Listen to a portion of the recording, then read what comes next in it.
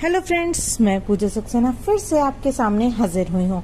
आज हम CBSE board में जो एनसीईआरटी चल रही है उसके अकॉर्डिंग बात करें तो एक्सरसाइज 3.3 के क्वेश्चन नंबर 2 के फर्स्ट पार्ट को कराने जा रहे हैं और यूपी बोर्ड में जो एनसीईआरटी चल रही है उसके अकॉर्डिंग एक्सरसाइज 3.4 के क्वेश्चन नंबर 2 के फर्स्ट पार्ट को हम कराने जा रहे हैं। चलिए देख लेते हैं हमारा क्वेश्चन क्या कह रहा है। Form the pair of linear equation in the following problem and find their solution if they exist by elimination method। Elimination method से उसका सॉल्यूशन हमें निकालना है। इसका फर्स्ट पार्ट पढ़ लेते हैं। If we add 1 to the numerator and subtract from the denominator, a fraction reduces to 1, it becomes 1/2 if we only add 1 to the denominator। what is the fraction? कह क्या रहा है, हम बात करें कि ये कह रहा है न्यूमरेटर में तो 1 ऐड कर दो और डिनोमिनेटर में से 1 सब्ट्रैक्ट कर दो। कहने का सेंस है ऊपर मुझे सबसे पहले मैंने क्या किया, suppose fraction is equals to x upon y. मैंने सपोज कर लिया मेरा फ्रैक्शन क्या है, हिंदी में कहें तो भिन्न है मेरी x अपॉन वाई। अच्छा, अब क्या है, वो कह रहा है कि न्यूमरेटर यानी हिंदी में बात करें तो अंश में 1 ऐड कर दूं, यानी अंश ऊपर वाले में 1 क्या करूं, ऐड कर दूं। जब मैंने ऊपर वाले में 1 ऐड किया और डिनोमिनेटर यानी हर में से 1 को क्या कर दूं, सब्ट्रैक्ट कर दूं, तो मेरी फ्रैक्शन क्या हो जाती है, मेरी भिन्न कन्वर्ट हो जाती है, रिड्यूस हो जाती है 1 में, यानी 1 हो जाती है। ये हो गई फर्स्ट कंडीशन। इस कंडीशन को यदि हम सॉल्व करें तो 1 को मैं कह सकती हूँ 1/1। अब मैंने क्या किया, क्रॉस मल्टीप्लाई किया तो x प्लस 1 का मल्टीप्लाई 1 में किया तो x प्लस 1 ही रहा और y माइनस 1 का मल्टीप्लाई 1 में किया तो y माइनस 1 ही रहा। अब y को इधर ले आई तो हो गया माइनस के y और प्लस 1 उधर जाके हो गया माइनस के 1। तो मेरी इक्वेशन बन गई x minus 1 is equals to minus के 2। ये हो गई मेरी इक्वेशन नंबर 1। अब सेकंड कंडीशन क्या कह रही है, सेकंड कंडीशन कह रही है कि फ्रैक्शन हो जाती है यानी भिन्न हो जाती है 1/2। कब, if we add 1 to the denominator only. कहने का सेंस है हम जो डिनोमिनेटर है उसमें केवल 1 ऐड कर दें, यानी मुझे अंश में न्यूमरेटर में कोई चेंजेस नहीं करने, केवल डिनोमिनेटर में 1 ऐड कर देना है। तो मेरा फ्रैक्शन क्या हो जाता है 1/2। अब मुझे क्या करना है, क्रॉस मल्टीप्लाई। मैंने इसका मल्टीप्लाई इसमें किया तो ये हो गया 2x और मैंने 1 का मल्टीप्लाई y प्लस 1 में किया तो ये हो गया y प्लस 1। अब क्या कीजिए, y इधर ले आइए तो ये हो गया 2x minus y is equals to 1। ये हो गई हमारी इक्वेशन नंबर 2। एलिमिनेशन मेथड में हम क्या करते हैं, दोनों इक्वेशन का कोई एक टर्म चाहे वो x का हो चाहे y का हो सेम बनाते हैं। लेकिन यहाँ इसके पास भी माइनस वाई है, इसके पास भी माइनस वाई है। कहने का सेंस ये है कि ना तो ये टर्म सेम है बल्कि ये टर्म तो सेम ही है बल्कि इनकी साइन भी सेम है। मुझे बेसिकली केवल टर्म से मतलब होता है। तो मैंने क्या किया, x minus y is equal to -2 यानी फर्स्ट इक्वेशन को और सेकेंड इक्वेशन को साथ साथ लिख लिया। क्योंकि टर्म मुझे सेम मिल गया ना, तो ना तो मुझे ना ही मैंने 1 में चेंजेस किए ना ही मैंने 2 में चेंजेस किए, बस संग लिख लिया, ये 1 और ये 2। अब मैं क्या करूंगी, देखिए ये आपस में कैंसिल तो नहीं हो सकते, माइनस वाई और माइनस वाई मिलके हो जाएंगे माइनस के 2y। अब ऐसी कंडीशन में जब टर्म के साथ साथ साइन भी सेम होते हैं तो हम क्या करते हैं, एक इक्वेशन में से दूसरी इक्वेशन को सब्ट्रैक्ट कर देते हैं। क्या कर देते हैं, सब्ट्रैक्ट कर देते हैं। जब हम इक्वेशन को सब्ट्रैक्ट कर देते हैं तो क्या हो जाती है हमारी, हम ये कहेंगे भाई हमने इक्वेशन नंबर 1 में से इक्वेशन नंबर 2 को सब्ट्रैक्ट किया तो साइन चेंज हो गए। तो यहाँ मैं कह रही हूँ इक्वेशन 1 में से इक्वेशन 2 को मैं क्या कर रही हूँ, सब्ट्रैक्ट कर रही हूँ। क्योंकि इक्वेशन 2 को सब्ट्रैक्ट कर रही हूँ तो 2 के साइन चेंज होंगे, इसका साइन चेंज हुआ, इसका साइन चेंज हुआ और इसका साइन भी चेंज हो गया। अब देखिए माइनस वाई और प्लस वाई कैंसिल हो गए, x माइनस 2x मिलके बचा माइनस के 1x। 1 लिखते नहीं है तो ये बचा केवल माइनस के x। ये -2, ये -1 मिलके हो गया माइनस का 3।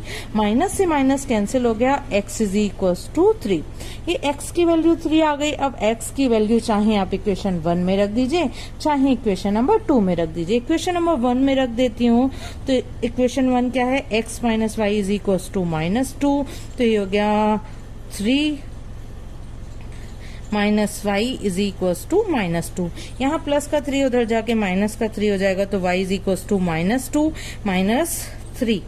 ठीक है, तो यहां से मैं कह सकती हूँ कि y की वैल्यू क्या आ गई, -y इज इक्वल टू -5, या कहूँ y की वैल्यू आ गई 5। अच्छा, फ्रैक्शन मैंने क्या कंसीडर किया था, फ्रैक्शन मैंने कंसीडर किया था x अपॉन वाई, और इसने हमसे फ्रैक्शन ही तो ओवरऑल पूछा है, तो यहां से मैं कहूंगी fraction is equal to x upon y, या यूं कहूँ 3/5, क्योंकि x की वैल्यू मेरी 3 है और y की वैल्यू मेरी 5 है। उम्मीद करती हूँ क्वेश्चन का एक्सप्लेनेशन समझ में आया होगा। चलिए इसका सेकंड पार्ट देख लेते हैं। सेकंड पार्ट हमारा क्या कह रहा है।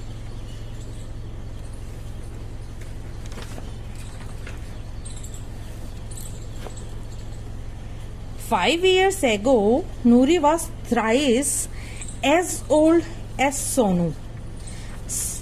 10 years later, Noori will be twice as old as Sonu. How old are Noori and Sonu? भाई कंडीशन गिवन है, ऐसा करते हैं नूरी की प्रेजेंट एज कुछ कंसीडर कर लेते हैं और कुछ कंसीडर कर लेते हैं सोनू की प्रेजेंट एज। तो मैंने क्या किया, मैंने कहा कि भाई सपोज मैंने यहां से इसको कहा कि suppose present age of Noori is equal to x। Noori की बात कर रहे हैं भाई, इज इक्वल टू x। अच्छा, नूरी की एज हमसे 5 इयर्स पहले की कंडीशन गिवन है। कहने का सेंस ये है कि नूरी की एज से रिलेटेड एक कंडीशन तो 5 साल पहले की है और एक कंडीशन 10 साल बाद की है। तो क्यों ना मैं नूरी की 5 साल पहले की एज निकाल लूं। तो मैं कहूं नूरीज एज बिफोर 5 ईयर। अब देखिए, इस समय मान लीजिए नूरी 20 इयर्स की है, तो 5 साल पहले कितने की होगी, 15 की। कहने का सेंस है इसमें से मैंने इसे 5 को सब्ट्रैक्ट कर दिया। अच्छा, अब 10 साल बाद नूरी कितने की होगी। अब भाई प्रेजेंट एज से ही तो कैलकुलेट करेंगे कि 10 साल बाद नूरी की एज क्या होगी। तो हमने कहा 10 इयर्स लेटर, 10 साल बाद एज ऑफ नूरी। भाई जो भी नूरी की एज है ना उसमें 10 ऐड हो जाएगा, तो मैंने कहा x प्लस 10। अब बात कर ले सोनू की। मैंने सपोज कर लिया कि सपोज सोनू की एज क्या है, age of Sonu is y। Present age of Sonu is equal to y। अब प्रेजेंट एज y है तो 5 साल पहले क्या थी, तो 5 इयर्स एगो। तो मैंने कहा 5 इयर्स एगो, 5 साल पहले एज ऑफ सोनू। भाई 5 साल पहले, इस समय यदि सोनू की एज y है तो 5 साल पहले क्या होगी, इसमें से 5 को सब्ट्रैक्ट कर दीजिए, तो y माइनस के 5। और 10 साल बाद आफ्टर 10 इयर्स क्या एज हो जाएगी, after 10 years age of Sonu ये हो जाएगी फ्रेंड्स, प्रेजेंट एज में 10 को हम ऐड कर देंगे तो ये हो जाएगी मेरी y प्लस 10। अब हमने कुछ नहीं किया, हमने सबसे पहले प्रेजेंट एज मानी, 5 इयर्स बिफोर नूरी की एज पता कर ली कितनी थी, आफ्टर 10 इयर्स नूरी की एज क्या होगी ये पता कर ली, 10 इयर्स बिफोर सोनू की एज क्या थी ये पता कर ली, before 5 years age of Sonu पता कर ली, और 10 साल बाद सोनू की एज क्या होगी ये भी हमने पता कर लिया। ठीक है फ्रेंड्स, हम कंडीशन पढ़ते हैं कि 5 years ago Noori was thrice as old as Sonu. 5 साल पहले नूरी सोनू की एज की 3 गुनी थी, यानी 3 टाइम्स थी। कहने का सेंस है यदि सोनू 3 साल का था तो नूरी 9 साल की थी। यदि सोनू 4 साल का था तो नूरी 12 साल की थी। अब एक बात बताइए, यदि सोनू 4 साल का था और नूरी थी 12 साल की, यानी नूरी की एज सोनू की एज की कितनी थी? 3 टाइम्स थी। यदि मैं सोनू की एज में 3 से मल्टीप्लाई कर दूं तो मैं कहूं कि उस समय दोनों की एज बराबर थी। क्यों? क्योंकि 4 में जैसे ही मैं 3 का मल्टीप्लाई करूंगी उसकी एज नूरी की एज की बराबर हो जाएगी। तो यही कंडीशन जो हम ओरली लगा रहे हैं यही हमें लगानी है पेपर पे। तो 5 साल पहले की कंडीशन की बात हो रही है, यानी 5 साल पहले नूरी की एज थी x-5 और नूरी की एज सोनू की एज की, सोनू की 5 साल पहले एज थी y-5, इस एज की 3 टाइम्स थी। कहने का सेंस यदि इसमें मैं 3 से सोनू की एज में 3 से मल्टीप्लाई कर दूं तो ये एज और ये एज क्या हो जाएगी? बराबर हो जाएगी। सपोज ये 12 है तो ये भी 12 हो जाएगी। 4 इंटू 3 इज इक्वल टू 10। अब इस कंडीशन को खोल लीजिए तो x-5 is equal to 3y और 3 का -5 में मल्टीप्लाई करेंगे तो -15। अब -15 को इधर 3y को आप इधर ले आइए तो x -3y, -5 को इधर ले जाइए तो -15 प्लस 5। तो यहां से हमने देखा कि x -3y is equal to -10। ये कंडीशन आ गई। इसे हम कहेंगे इक्वेशन नंबर 1। अब अगली कंडीशन पढ़ते हैं। भाई अगली कंडीशन ये थी हमारी फर्स्ट कंडीशन। अगली कंडीशन क्या है? अगली कंडीशन कहती है कि 10 years लेटर, यानी after 10 years Noori will be, भैया 10 साल बाद नूरी की एज जो है सोनू की एज की ट्वाइस हो जाएगी, यानी दुगनी हो जाएगी। कहने का सेंस सोनू यदि 12 साल का है तो नूरी 24 साल की हो जाएगी।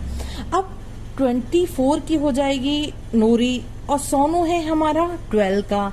तो यदि मैं इस 12 में 2 का मल्टीप्लाई कर दूं, सोनू की एज में 2 का मल्टीप्लाई कर दूं तो उसकी एज किसके बराबर हो जाएगी? नूरी के।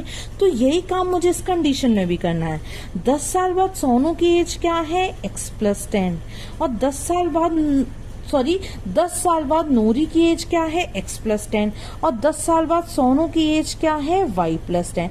अब y+10 में मैंने क्या किया? मल्टीप्लाई कर दिया 2 से, तो ये एज और ये एज बराबर हो जाएगी, क्योंकि 10 साल बाद जो है नूरी की एज सोनू की एज की डबल होगी।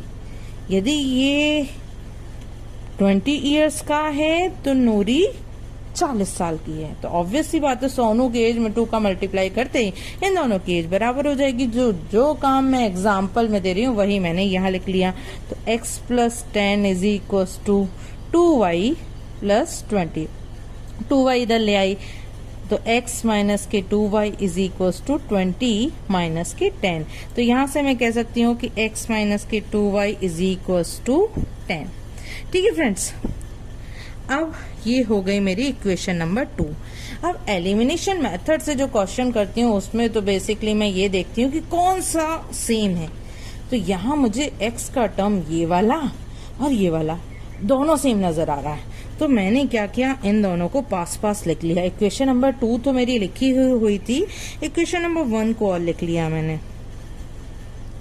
अब क्योंकि सेम है, ये भी x है ये भी x है, तो आपस में कैंसिल तो होंगे नहीं। अब कैंसिल नहीं होंगे तो इस वाली इक्वेशन में से सब्ट्रैक्ट कर दीजिए। तो मैं लिख रही हूँ कि मैं इक्वेशन नंबर 2 में से इक्वेशन नंबर 1 को क्या कर रही हूँ? सब्ट्रैक्ट कर रही हूँ। अब सब्ट्रैक्ट करने में क्या होता है? साइन चेंज हो जाते हैं। ये माइनस का हो गया, ये प्लस का हो गया और ये हो गया प्लस का। ये दोनों तो आपस में कैंसिल हो गए। -2y और प्लस के 3y मिलके हो जाएंगे प्लस के y और प्लस के 10 और प्लस के 10 मिलके हो गए 20। कहने का सेंस है कि सोनू की एज मेरे पास आ गई। अब मुझे किसकी एज निकालनी है? अब मुझे निकालनी है नूरी की एज। तो नूरी की एज कितनी है? भैया नूरी की एज तो है x, यानी मुझे x की वैल्यू निकालनी है। अब आपकी इच्छा है, चाहे इक्वेशन नंबर 1 में रख दीजिए, चाहे इक्वेशन नंबर 2 में रख दीजिए। चलिए इक्वेशन नंबर 1 में ही रख देते हैं। तो इक्वेशन नंबर 1 क्या कह रही है, मेरी इक्वेशन कह रही है x minus 3y is equals to minus के 10। x की वैल्यू रखी, सॉरी y की वैल्यू रखी, तो ये हो गया x माइनस के 3 into 20 is equals to minus 10। तो x minus 60 is equals to minus 10, minus 60 उधर चला गया, तो x is equals to minus 10 plus 60 is equals to 50 years. इस तरीके से मेरे पास में किसकी एज आ गई, मेरे पास नूरी की एज आ गई 50 ईयर्स और सोनू की एज आ गई मेरे पास 20 ईयर्स। उम्मीद करती हूँ इस वीडियो का एक्सप्लेनेशन भी आपको समझ में आया हो।